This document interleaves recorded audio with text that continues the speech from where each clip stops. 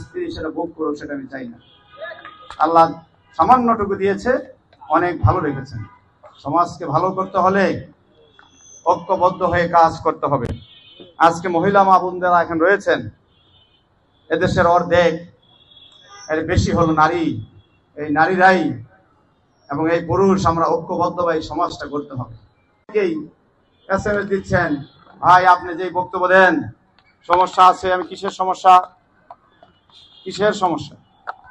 এখনো তো একা রিক্সা দিয়ে আসছি।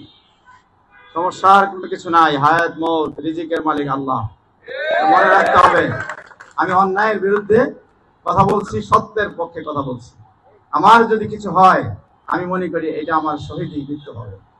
অতএব আমি ভয় পাই না। যারা নমিনেশন আরো চাচ্ছেন সকলেই অর্থ বিত্তের মালিক। আমি দয়া করে আপনাদেরকে বলবো, মানুষের পাশে দাঁড়ান। আপনাদের তো সামর্থ্য আছে, নেতা কর্মীদের পাশে দাঁড়ান। অস্বচ্ছ যারা দীর্ঘ 16 বছর অত্যাচার নির্যাতিত হয়েছে সেই সকল নেতা কর্মীদের পাশে দাঁড়ান।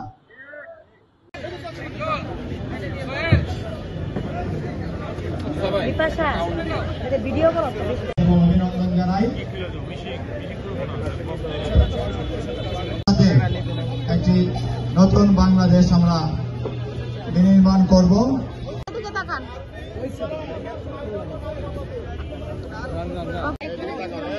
এদিকে তাকান না।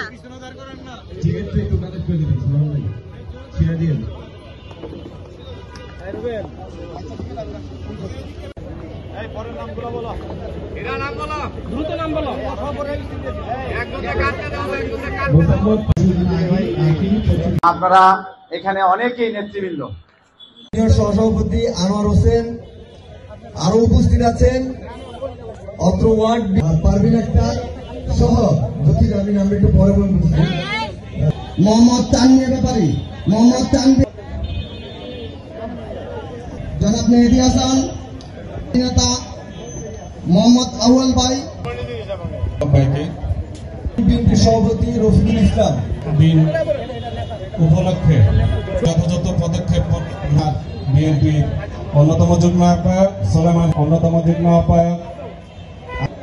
যুগ্ম আহ্বায়ক আলমগীর হোসেন শিশির আমাদের মাঝে উপস্থিত আছেন।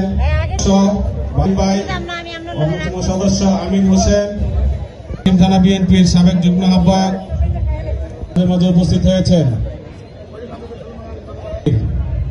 সভাপতি জনাব আলফাজুল থানা বিএনপি একমাত্র মহিলা ব্যক্তির মাঝে উপস্থিত হয়েছেন 11 নং সেক্টরের সম্মানিত স্থায়ী বাসিন্দা জনাব মাসুম ইতিমধ্যে আমাদের মাঝে উপস্থিত হয়েছেন। 11 নম্বর ইতিমধ্যে উপস্থিত হয়েছেন ঢাকা মহানগর উত্তর বিএনপি